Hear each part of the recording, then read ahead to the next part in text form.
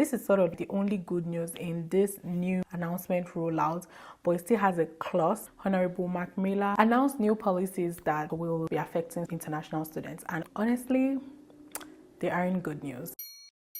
Hi guys, welcome back to my YouTube channel. There's a construction going on in my environment and it's so noisy. I hope that this microphone will sieve the noise out, hopefully. If you are new here, my name is Yemisi. I'm a Nigerian YouTuber based in Canada. Or better to be specific, I make videos about immigration, vlogs, everything about immigration basically. So this particular video, I'll sort of call it a part 2 video of the previous video I made. So that will be 2 videos before this one. I'll try to link it up here. I was talking about some of the latest immigration policies that IRCC has implemented or that will take effect. But yesterday, the Minister for Immigration in Canada, Honorable Mark Miller, announced new policies that will be affecting international students. And honestly, they aren't good news. I will break them down and explain them to you because I've had people sending me DMs, people just telling me to explain what the new policies are about, and that's what I'm going to be breaking down in this video. So yeah, without further ado, let us go into the video.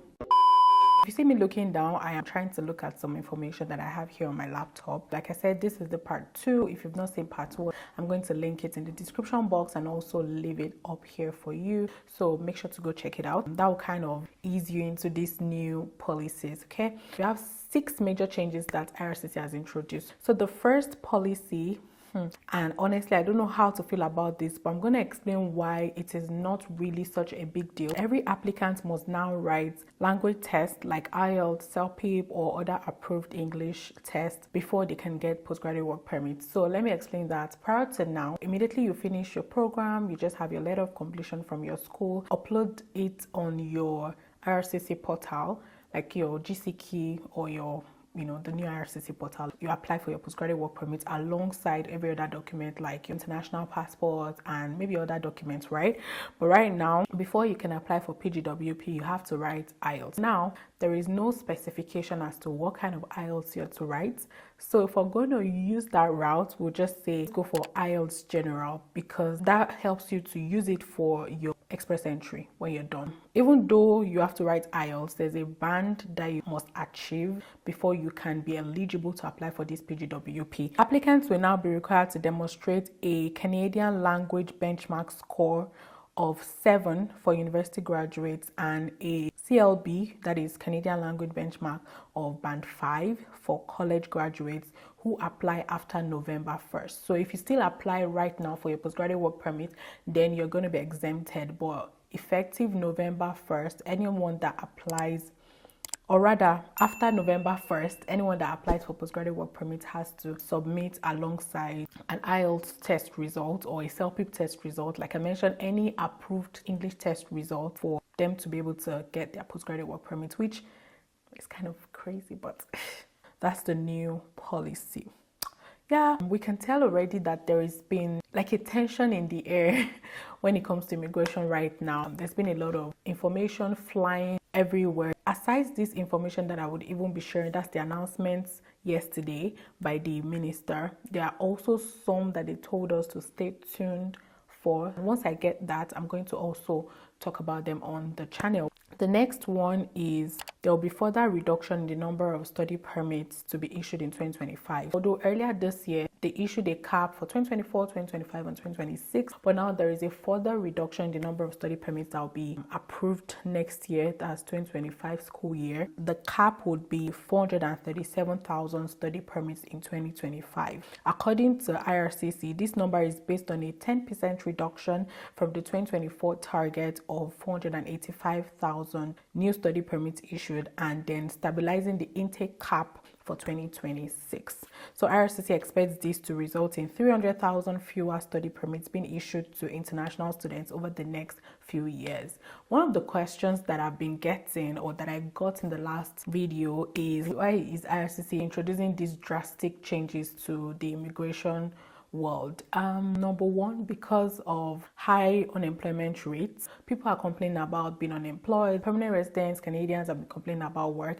And to be very, very honest with you, prior to now, there's always that information of when you come, you can always work and study. Of course, yes, you can work and study, but unlike before, the part-time work that are available are not sufficient for people. Like there are not many jobs available, like even for part-time workers, that's students. There's also housing issues, so a lot of these provinces are having difficulty with housing. There are more people than the number of houses available to house people. That is why there's been, so many caps here and there. Hopefully everything changes soon. So that was the second one. The third one is from 2025-2026 school year, masters and PhD applicants will need to provide provincial or territorial attestation letters. In my last video, I mentioned the provincial attestation letter, even though I mentioned that it's sort of like a new process that would now result in some form of red tape in the already long IRCC documentation process. Someone said in the comment section that it's actually very, very easy,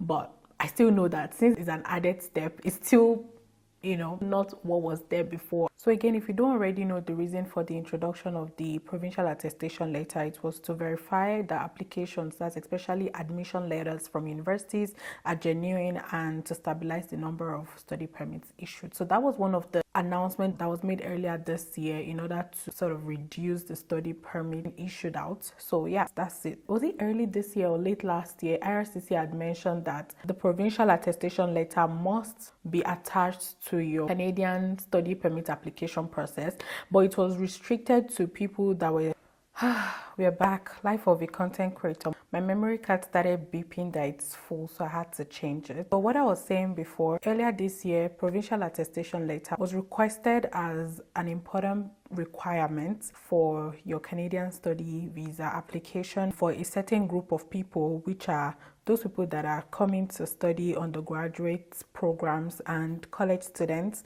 also for non-degree granting graduate programs, for example, certificate programs and graduate diploma. So prior to now, the PAL, that's the short form for provincial attestation letter, was not required by primary and secondary school students, as high school students, was not required by masters or doctoral degree students, was not required by students who already have been approved for a study permit and intend to travel to Canada for an upcoming program, was not required by in Canada visiting or exchange students studying at a DLI, was not requested by in Canada family members of study permit or work permit holders, and it wasn't also required by in Canada study permit and work permit holders.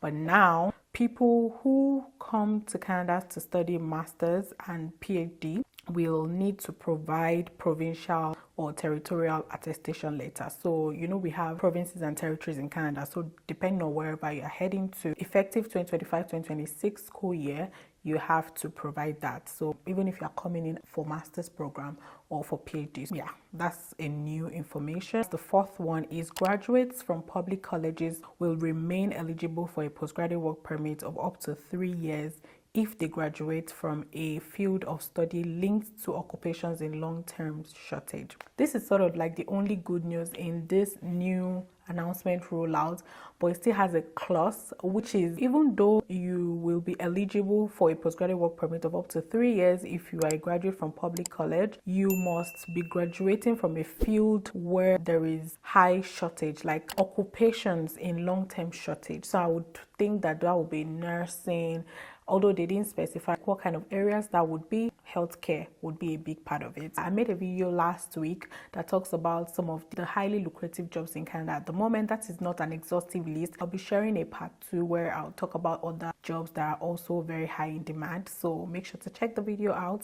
This particular announcement, I really don't know how people are going to take it. I don't know how people will feel, although it's not entirely new, because earlier this year we're already informed of this policy and I think it sort of took effect already, but now it is extending to certain people. So what is this policy? There will be a limit in the number of spousal open work permit that will be issued, and this will be limited to spouses of master's degree students, and not just master's degree students, but only those whose program is at least 16 months in duration. Earlier this year, that is around March, we were already informed that partners and spouses of international students will only be eligible for a spousal open work permit if their spouse that is enrolled in a master's or doctoral degree program at a university or polytechnic institution in Canada. So that was the limit at the time. It has further been extended to master degree student that only studies a program that is at least 16 months in duration. So what that means is if you are coming in as a student, your spouse or your partner can only be eligible for spousal open work permit if your program is at least 16 months in duration. So not a 1-year program, must be 16, 18 or 2 years, at least 16 months. That is another very, very drastic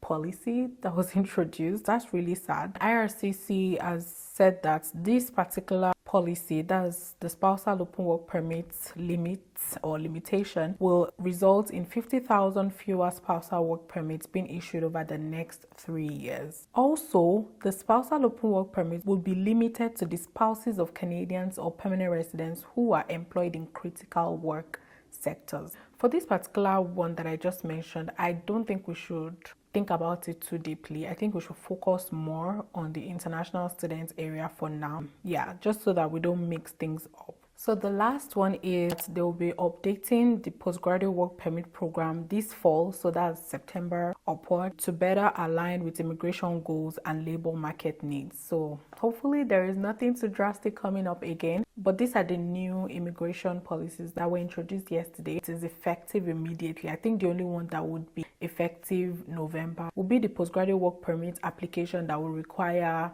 English test, but every other is effective immediately. So what does this mean? If at all you know someone or you yourself will be coming into Canada, I'll say that you should go over this video or go to cic.ca and stay updated on some of these policies so that you are submitting the right application, what documents to attach, what to do, where to go, like just so that you are able to strategize better. So that's what I wanted to share with you. Although during the closing remark of the minister, he also mentioned that there will be some changes that would be introduced to the permanent immigration pathways to Canada as well, and that we should be expecting that in the coming weeks. I hope that is nothing too drastic, because it seems as if there is just so much focus on tightening immigration pathways lately. So that is basically what is going on at the moment. The major reason is to reduce the number of temporary residents because of all those social issues that I mentioned in this video, which is housing issues, employment issues, like